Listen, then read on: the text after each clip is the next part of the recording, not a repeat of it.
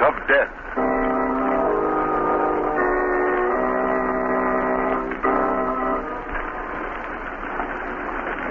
Guard, this is certainly a tremendous prison, isn't it? I had no idea it was so big. And this is your first visit here? Yes, Mr. Kesey, I'm in town on a convention.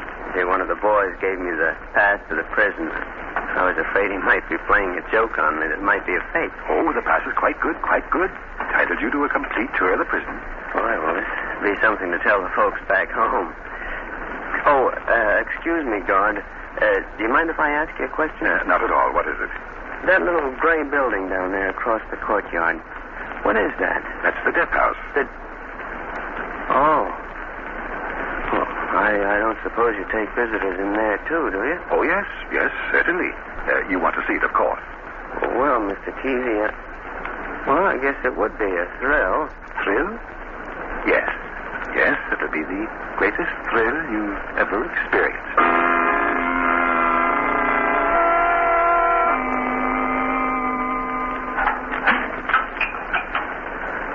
And now, here's the last site on your tour. Step right in, please. Thank you. What place is this, Mr. Kesey? The building you saw across the courtyard. The death house. Oh, I see. Oh, don't be afraid. Step right in. Oh, thank you. There, you see? It's not an unpleasant room at all, is it? Well, not in appearance, no. But, Mr. Kesey, when you start to think of the men that have died here, well... Oh, nonsense. Death is nothing to fear. There's a majesty and nobility about it that makes people's revulsion stupid. Those benches there are the observers' seats. The pre-execution cells are just beyond that door. And this, as you see, is the electric chair. Yeah. Say, it's quite warm in here, isn't it? I suppose a bit. This panel here is where the executioner stands. He holds his hand on the switch, and at a signal from the warden, he throws it in, like this. Oh, now, don't be alarmed. Shouldn't we leave now? First, of course, you'll want to sit in the chair? But no, I hadn't thought of anything like that at all. My. You're a timid soul. Why, this is an experience you'll never have again. Here, let me help you. Just sit right down. Well, if it's the customary thing, why... Of course. There you are.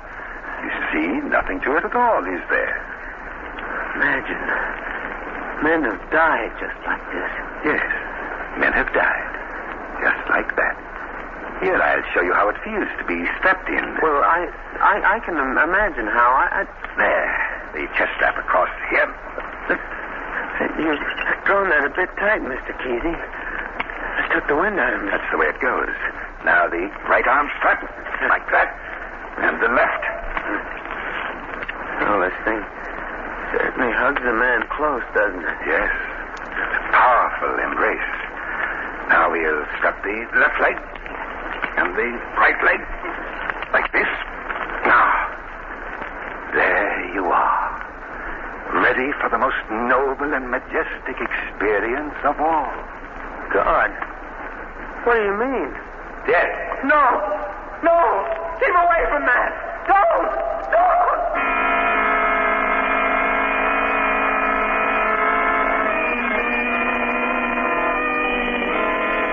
X-ray, visitor dies in death house. Read all about it. Visitor dies in death house. X-ray, visitor dies in death house. Read all about it.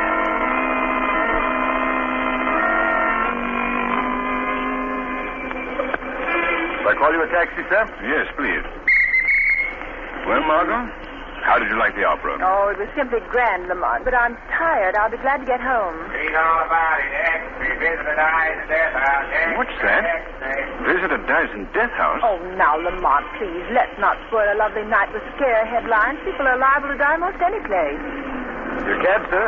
Read all about it. Visitor dies A boy. in death house. A boy. Our cab's waiting, Lamont. Just a moment, Margot. I have reason for wanting to know the story back of that headline. Paper, sir? Yes, son. Now, there you are. Oh, thank you, sir. Read all about it. X. All right, Margot. Sorry to keep you waiting. Oh, that's all right.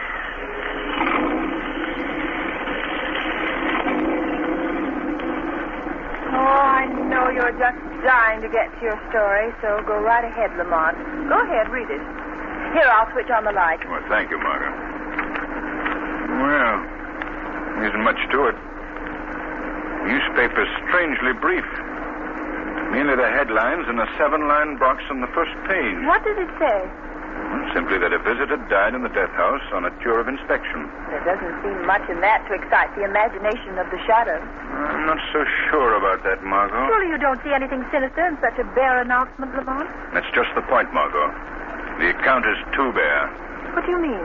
Well, the newspapers don't seem to know anything. And it says here that the prison officials are saying nothing. Oh, perhaps there's nothing more to say. There's an old proverb, Margot, to the effect that virtue rarely lies behind a tight lip. Well, I noticed that ferret gleam in your eye, so I might as well accustom myself to the idea that you're off on another adventure in crime. Yes, Margot. Off on an adventure that promises to be one of the most exciting I've ever had.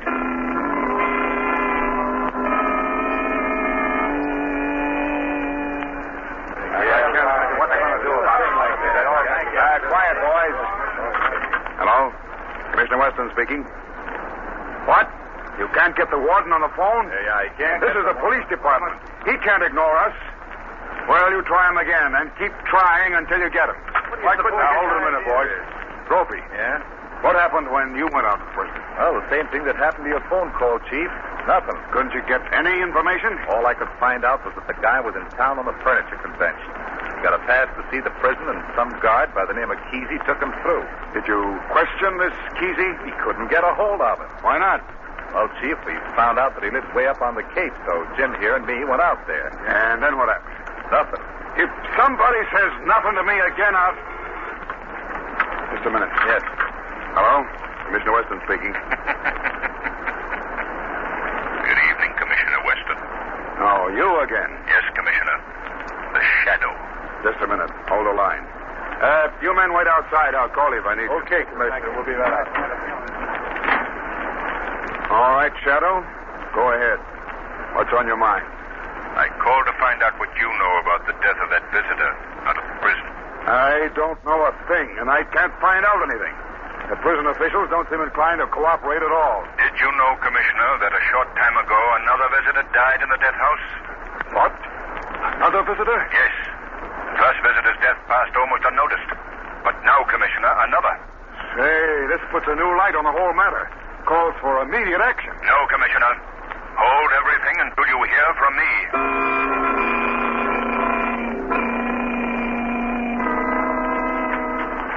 Oh, hello, Margot. Come in. Don't take your hat off. We're leaving right away. I just get to your house, and then we have to leave. What's all the haste about? We're driving up to the prison. Oh, Lamont, don't tell me you're still thinking of that visitor's death. Thinking of it. Margot, I've discovered some things that make me feel I've got a big job on my hands. For one thing, I've discovered that another visitor died in that same death house. I've come to the conclusion that there's only one way I can find out what's back of it all. And how is that? Here. You see this? It's a visitor's pass. Yes. I'm going up there and go through that prison, just as those other men went through, as a visitor. Oh, no. No, Lamont, you mustn't. I've got to, Margot. It's the only way. Well, I'm not usually given to superstition, Lamont, but there's something supernatural, something unearthly about those deaths. I don't want you to expose yourself to the same fate that overtook those poor men. I won't let you do it. Come now, Margot. Don't let this get the best of you. Oh, Lamont, I'm afraid. I'm afraid.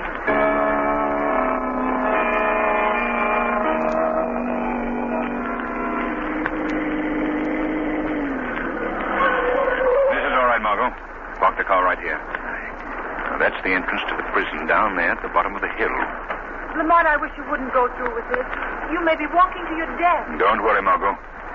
You stay here in the car. And remember this. Don't lose your courage, no matter what you may hear or what you may see.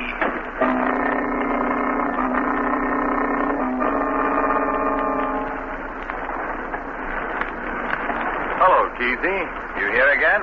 Yes, Mr. Harper. I'm taking this gentleman, Mr. Cranston, on a tour of our institution. You'll have to be searched, sir. Lay down, please. There you are. Well, they got to stop handing out these visitors' passes, Kesey. Stop? Why should they do that? Well, I should think they'd be a little more careful because of what's already happened around here. Oh, nonsense, Mr. Harper. Accidents will happen, you know. No reason why prison routine should be upset unnecessarily. All right, Mr. Cranston, you're okay. Thank you. Open up, Tom. Right. Okay, Kesey, the place is yours. Thank you. Come right along, sir. Don't forget, Kesey. Bring him back alive.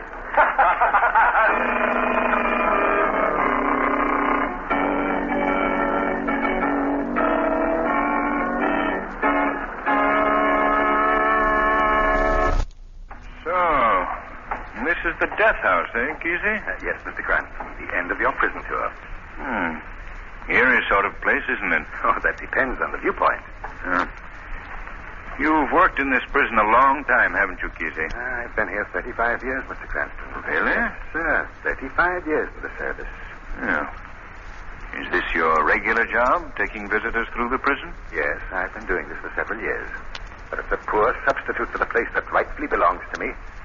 The place that rightfully belongs to you? What do you mean by that? Nothing. Nothing at all. I shouldn't even have mentioned it. Come now, this has nothing to do with your tour of the prison. Oh, I'm sorry. I didn't mean to pry into your affairs. Oh, now pay no attention to what I've said. I'm a bit out of sorts today, nervous, I guess. Yes, I understand.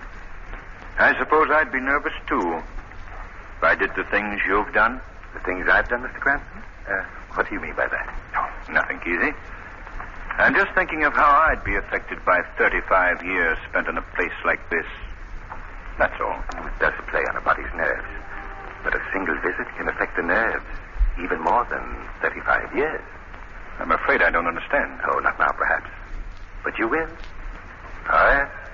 You will. Well, it's been a very interesting tour, and I'm much obliged to you. I must be running along now. But I haven't explained this room, the death house, to you. Well, that's hardly necessary. Surely you wouldn't leave without sitting in the electric chair, Mr. Cranston. My curiosity doesn't go to such extremes. But every visitor sits in the chair. Well, Kesey, you've been very thorough in showing me through the prison, so if you feel I'm spoiling your final touch, why, of course I'll sit in your chair. Ah, good. Sit right down. All right. There we are. Now I'll strap you in. Oh, it won't take a minute. There. The chest strap's on already, you see. Well, you certainly did that with amazing speed, Kesey. Like an expert. I am an expert, Mr. Cranston. Years ago, I was a member of the execution squad. Really? Then you participated in the actual executions? I was one of the men whose job it was to strap the condemned in the chair. There's a man for each strap, you know. Speed is important. The quicker it's done, the less the condemned suffers. I was on the chest strap. That happens to be the most important one. Well, I can testify to your efficiency. I can hardly move a muscle. I don't suppose you can. There we are. Snug as a bug in a rug. But not so comfortable. By the way, Mr. Cranston, you remember the famous Cosden case, don't you? Oh, very well. Cosden was brought to justice as a result of the efforts of a character known as the Shadow. Then surely you must remember me. My picture was in all the newspapers at the time. Oh, really? I suppose you helped to strap Cosden in the chair. Oh, no. I executed him. You what? Oh, it was a very unusual case. You see, we had a new executioner. At the last moment, the poor fellow's nerve gave away. Oh, there was quite a to-do. Cosden was already strapped in the chair. The warden was beside himself. Somebody had to bring matters to a conclusion. So, I volunteered my services. As executioner? Yes. Oh, it was quite an experience. First and only time I ever attracted the least bit of attention.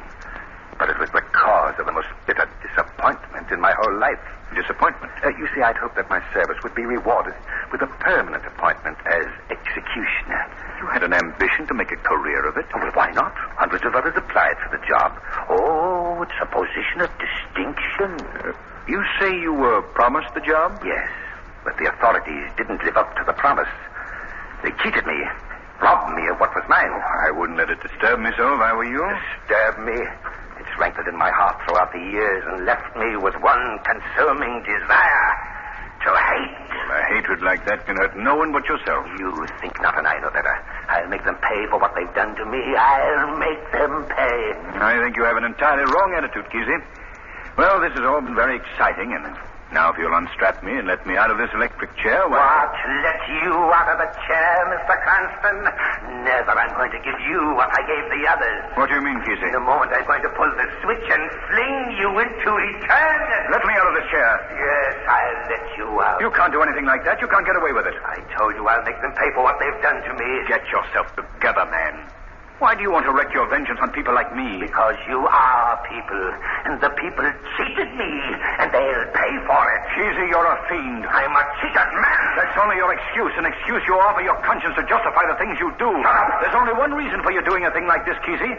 The desire to satisfy a vicious urge in your diabolic nature. Shut up, I said. You can't go through with this thing without your excuse. Well, I'm going to take that away from you. I'm going to turn you inside out and show you the fiend you really are. I'll let you. I'll shut you up. I'll put the headpiece on and cover your face with a death. Don't you dare! You can say what you want now. I don't have to hear you. Now the switch and eternity.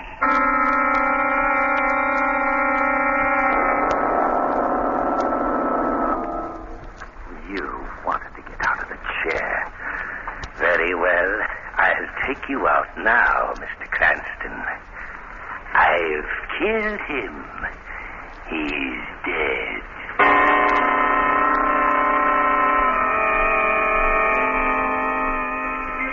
Hey, lady. Can't park here all day. You'll have to move along. I'm waiting for a friend, officer. Don't you know you're not allowed to park within 500 feet of a prison? But my friend should be along any minute now. Where is he? He's in the prison. He's a visitor. Visitor. Did you say he's a visitor? Yes. What's the matter, officer? Why do you stand there like that? Tell me what's the matter. Officer! Oh, Lamont. Lamont.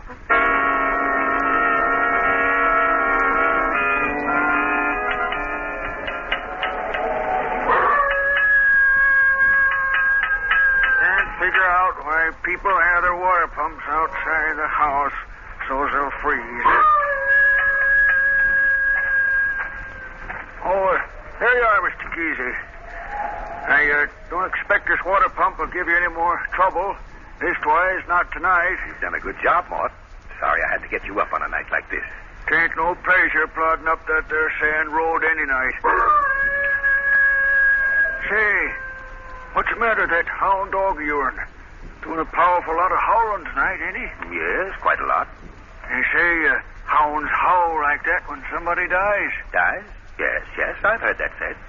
Chimney crickets. It's enough to make a body's skin creep. You don't suppose he sees something, do you? A spirit, I mean? No, it's nothing. Forget it. Don't reckon even spirits would come up here. Does he often howl like that? I've only heard him do that twice before. Tonight makes the third time. Well, there's your water pump, fit and fine, Mr. Kesey. I'll be getting on down to home now. Good night to you. Good night, Mort. Rex, here. Come here. In the house with you. Go on. Get. Enough of that now. Lie down. Chicken-hearted old hound. Just like a human, you fear death, too. That fool, Mr. Cranston, I sent to eternity today. He was afraid of death. But that didn't save him. He's no more. He's dead. And I'll send many others after him. What was that? Who's there? Who's out there? Is that you, Mort? No, Kesey. Mort is well down the hill now. There's nobody out there. I'm right here, in your house. Right here in the room with you. I know where you are. You're in this pub. You see, I'm not in the closet. I'm right here, behind you. Who are you? What do you want? You, Kesey. I've come for you. Don't you touch me. Don't you come near me. Surely you're not afraid of death. Death? Remember, only fools fear death, Kesey. Get out. Get out. I'll brain you. I'll kill you here. You have a poor aim, Kesey. Get out. Get out. You see, it's useless, Kesey. You can't destroy what you can't see. Why have you come here? To end your criminal career. I've committed no crime. I'm going to make you confess to the murder of those innocent visitors at the prison. I'd don't know what you're talking You about. cannot lie to me. I know. You killed those men in cold blood. That's a lie. I'll admit you're clever. You did your job with fiendish genius. But you're at the end of your rope, Kesey. The only hope left for you is to confess and clear your soul. Oh, no, I'll admit nothing. Leave me alone. I won't confess. Oh, yes, you will. I'm not through with you yet. Look, Kesey. In this corner of the room. Right here. That's it. Now watch carefully. And you'll see someone you met not many hours ago. Look, Kesey. Look. Cranston. There. Now you see standing before you the man you stabbed in the chair a few hours ago. Go away. Go away. You're dead. You're dead. Confess, Kesey. I killed you. You're dead. Confess. I won't. Go away. Confess. Wait. Confess. All right. I did it. I killed him. But I'll never be taken alive. Never.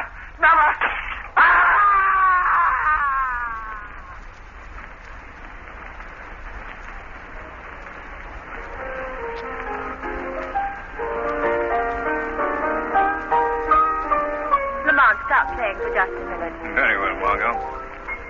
No, I can't understand how Kesey could have hidden his crimes for so long. It's quite understandable, Margot.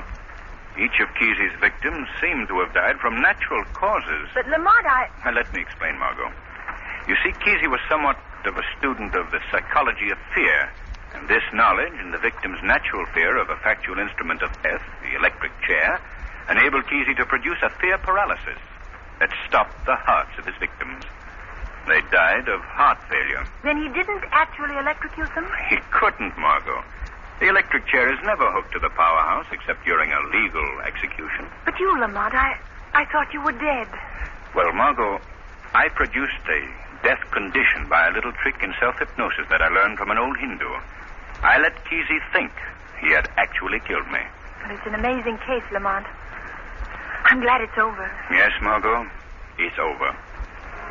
Kesey was a fiend consumed by the heat of his own hatred. He's now the many destroyed.